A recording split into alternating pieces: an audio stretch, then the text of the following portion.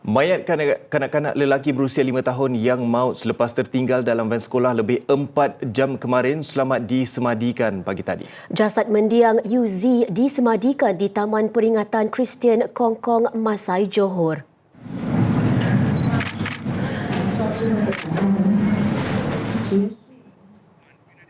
Suasana hiba ini dirakam ketika ahli keluarga dan sanak saudara menghadiri upacara yang bermula jam 10 pagi. Ibu mendiang turut kelihatan sugul dan kadangkala perlu dipapah mereka yang hadir.